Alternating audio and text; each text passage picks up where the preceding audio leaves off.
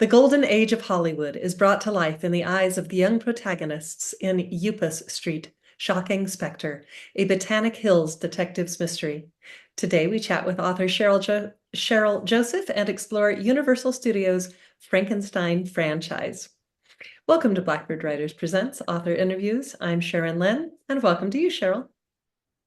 Well, thank you. It's a pleasure being here. I appreciate this opportunity. I am so glad you could make it. I, Thank you. as you know, I am not a middle grade student, which is where your books are aimed. But I love this series so much. I wish I had had it when I was growing up because I would have eaten them up, and I do now. Uh, I enjoy how you lay everything out. I love the detectives. I love the diversity. I love everything. I especially love the puzzles. So just thank you for writing these is kind of where I'm going with that. You're welcome. You're welcome. So I've the started to I've started to just say like age 9 and up because I have a lot like you. I have a lot of adults who tell me they like my books. So yeah, no, they're great. They're awesome. yeah, They always thank have a you. good lesson. The research is always impeccable, and the detectives are they're so charming and lovely. And I share the same brain with Lanny. I just love Uh, him. that's good. I'm He glad has this somebody likes ridiculous Lanny. vocabulary, and he loves Yeah, he movies and does Edgar most of Allan the most Poe, of and yeah. Most of the students, when I go to author visits, they tend to like Moki. Everybody likes Moki because he's such a, he's he's sort of funny. the comedian of the group and he likes to eat and that Yeah, kind of thing. But yeah, Lanny's the brainiac, which is why he's the leader of the group. yeah, Yeah, I do he's like him. fun. So the Botanic Hills detectives have explored lots of different mysteries. What inspired you to look at 1930s horror movies for this one? Oh gosh, those movies are in my blood. Uh, no pun intended, or maybe it was. Yeah, I started watching those movies back in the late 50s, early 60s when Universal Pictures re-released them for television for many reasons, one of which is the studio needed money. And I just started watching them, and my sister and cousin and I would watch them sometimes like on a, afternoon during the summer at one of our homes. Or they also were on evenings in this on this program called Shock Theater. And so I'd get my bowl of popcorn. I'd be sitting there watching these movies, and I never got tired of them. I watched them over and over and over again. And the Frankenstein ones really fascinated me because I think I was sort of like a Boris Karloff fangirl back then. I just really, there was something about him. He didn't scare me as much as he just sort of mesmerized me. He had those eyes, Mhm. and he had that velvety voice with had a little bit of a lisp to it because he did have a lisp and Mhm. he did have a stutter. And yes, he was bow-legged. He was born with all those things, but he overcame them or actually used them to to highlight his roles, especially the Frankenstein monster roles.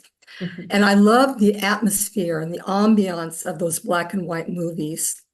They were so atmospheric, and they got me to love big old mansions and castles and dark corridors and winding staircases to who knows where and all that stuff.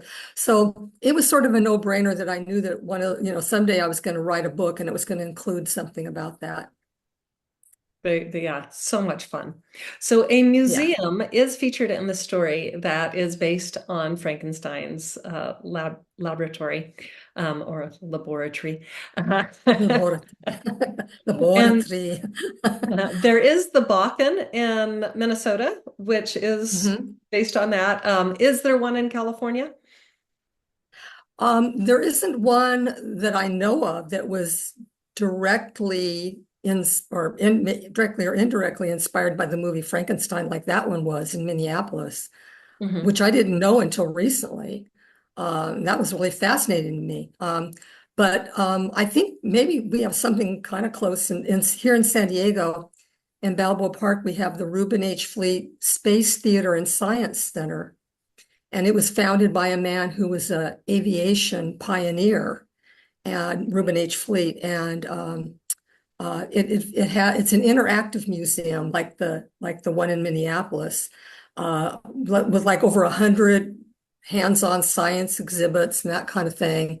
And it's got the first IMAX dome theater that was ever created is in there. And I've seen many a movie in there. But I'm trying to think of a museum that was founded based on a movie. I can think of a museum that was founded based on many movies, and that would be the Academy Museum of Motion Pictures in Los Angeles, of course. You're probably very familiar with that one. So I think that's the best I can do at this point for that. It's okay. I love the Fleet. I went there last month. It's Okay, just, yeah. It's a lot to yeah, see there. so much. Yeah. Uh, so did you go up to LA and explore any museums? And if you did, which one did you like the best? And if you did not, how did you get all of these details so perfect? Kind of yes and no to that. Uh, I My sister lived in Los Angeles for over 40 years. And I used to go up there almost every weekend, and we'd go out exploring Los Angeles. And what I always wanted to go to the cemeteries.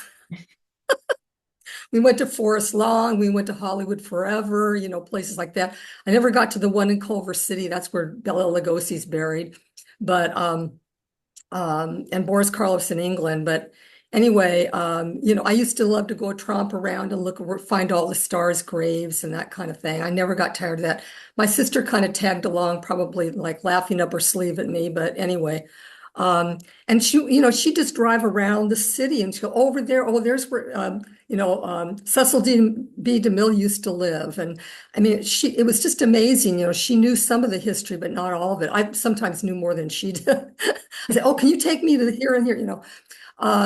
So I've done that for decades. And so because between that and the movie watching, which prompted me to do a lot of research about, Boris Karloff, et cetera.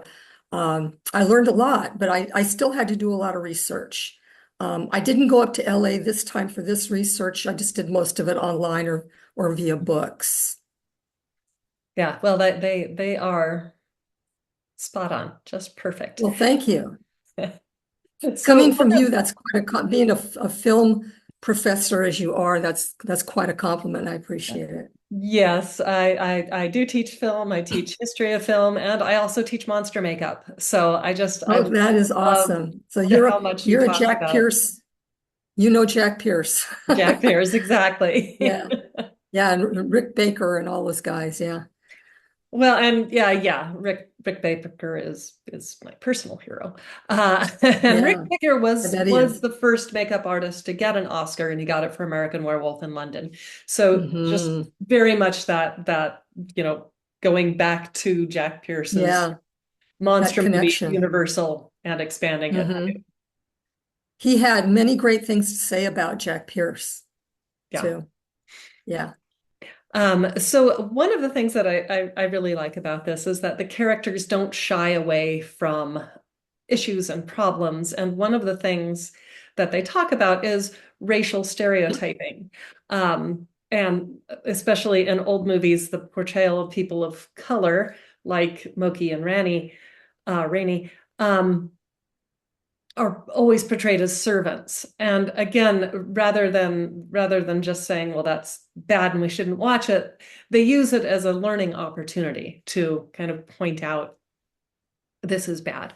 So as an Hmm. elementary school teacher, was this how you approached these kinds of subjects with your students? Sometimes head on, sometimes I discovered them during what we call teaching moments where something would come up. And we would just say, okay, let's sit down and talk about this. But yeah, we talked about that kind of thing all the time. I mean, fortunately, my school district here in San Diego is very integrated and diversified. And our classrooms were as a result. So one day we were all sitting up there at the rug, and I said to them, I want you to look around this classroom, and I want you to imagine that people who don't have the same skin color as I do, or the same hair color as I do, or whatever, but definitely not the same skin color. if they suddenly disappeared from our classroom. And I said, there would only be a handful of us left here, right? And they go, yeah. And I said, well, if you go back 50 years, maybe in some places it still exists. I said, Yeah. that's how a school classroom would be. It wouldn't look the way we do. So some of you who have friends across different races or cultures in this room, your friend wouldn't be here.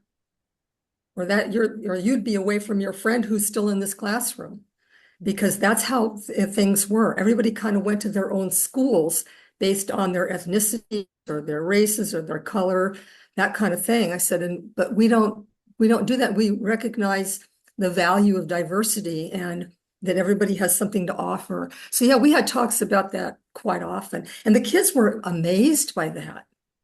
Oh, And by yeah, the way, that's that is something so that made me powerful. hold on to it made me hold on to the idea that, and when I retire and I start writing books, I've got to talk about the past, because these kids don't know why things are the way they are right now. And I want them to have that rich layer and opportunity of knowing that, of that knowledge, so they Yeah. can maybe more appreciate what they have.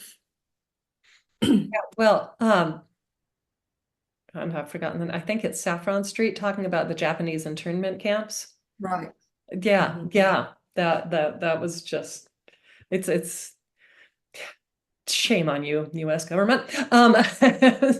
Well, I never learned about that until I was in college. I mean, it was expunged from our history, I think, Mhm. so much. And Well, and so I wanted to make interestingly, sure that, yeah, the Victory Gardens and the Japanese internment camps were the like biggest producers during World War II, because so many of the ones interned were farmers, so they knew what to plant. And it's like, exactly. and this is who you've chosen to lock up for, yeah.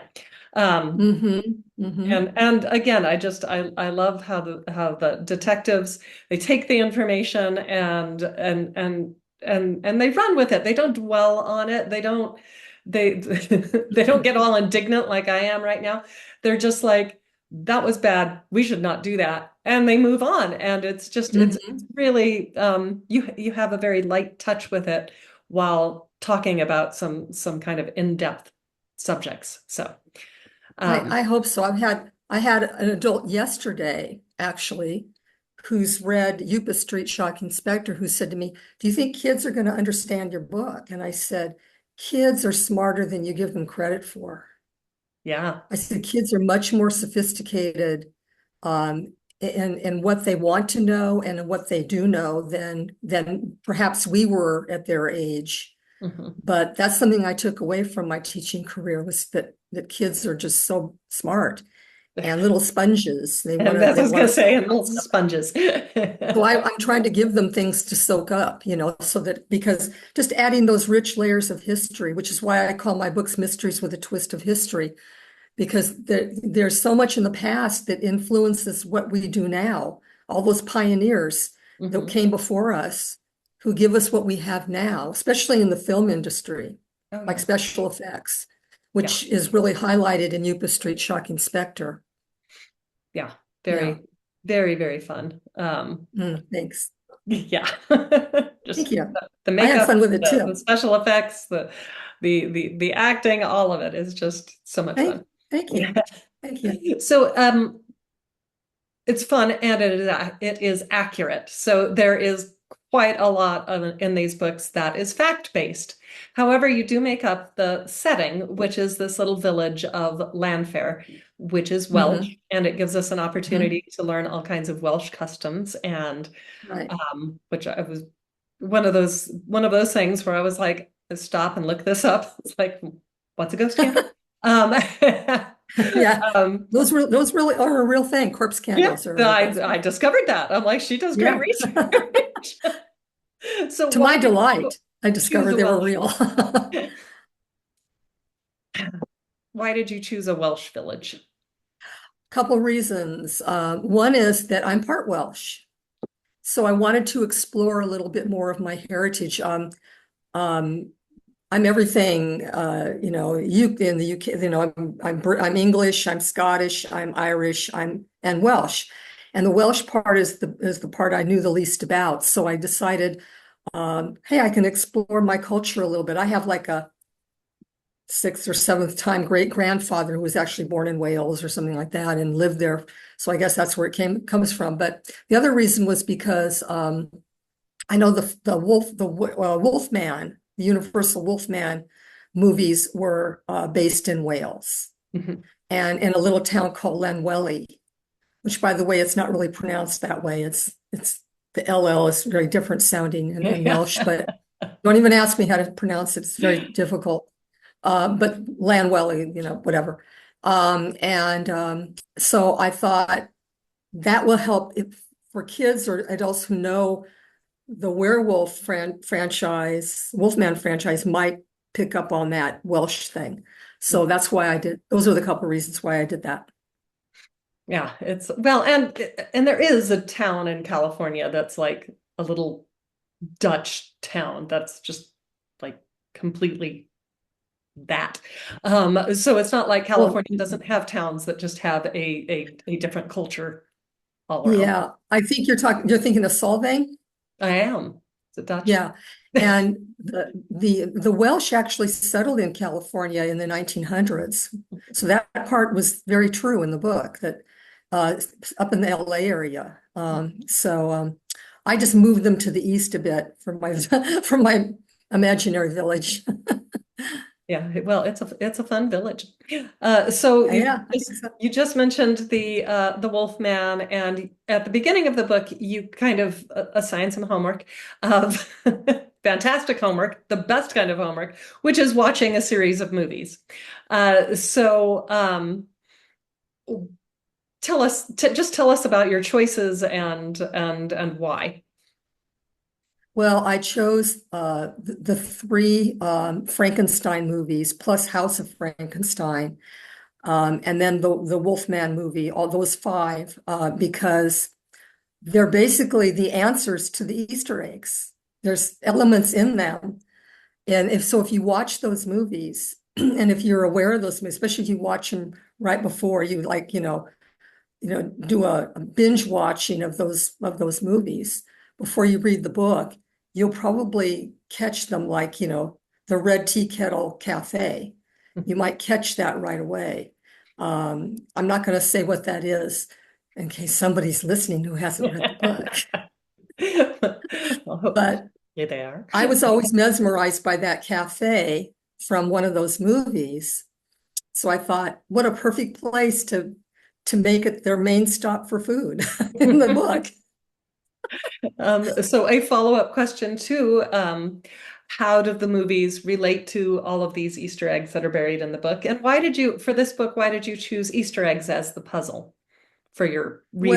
Well, I started doing the puzzle thing in book four, book five, the Jacaranda Street gravestone image. I started giving like a reader's challenge in them. And I think you or one of the Blackbirds said something. I think it was actually you who said, that's a really cool idea. You should keep doing that. And I thought, yeah, the teacher in me kind of wants to do that. I want the books to sort of be interactive that way.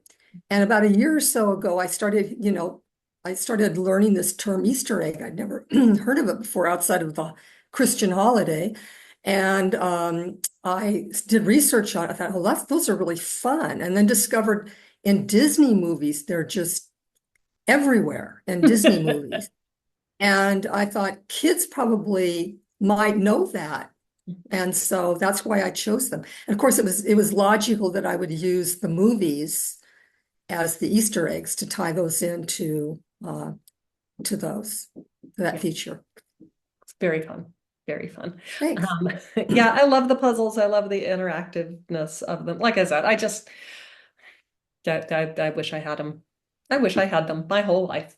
Oh, Pretty much. well, I'll keep going so you have them. Thank you. I do my best. You're one of So, my biggest fans. Thank you. as an educator, what do you want your readers to take away? So Oh, most so many authors, it's things. like I want you to have fun, but you're an educator, so you have that extra layer in there. Yeah. Yeah, it's the once a teacher, always a teacher thing. Yeah, I can't take myself out of out of that realm. Which is good because that's one reason I write for kids because I love kids. I spent my 35-year teaching career with them and I miss them and this is how I stay connected to them. But I want them to take away the sense that they can do anything they set their minds to, especially if they are polite and respectful. If you're polite and respectful, it's going to take you a long way in this world. It's true. And then I want them to learn that history is not just this dusty old stuff between the pages of books. It's a real vibrant entity that's actually all around us. It's his story, her story that permeate what our lives are today. In other words, as I was saying earlier, those pioneers, those people who came before us, who gave us what we have now, especially like in the movie industry, is I thought kids could really resonate with that. They love special effects, but did they know Kenneth Strickfaden, who designed all that electrical whiz-bang machinery and effects that happened in the Frankenstein movies? Do they know Ray Harryhausen, for example, who did the stop motion animation? All those things that came before the color film technology that came up from over 100 years ago in the late 1800s that came into Hollywood and now we have it. And so I had lots of discussions in the book about that, hopefully in a fun way for kids to take in. And Lanny, of course, the Brainiac chief detective, loves old movies, as do I. And so he's sort of my springboard for those kind of discussions.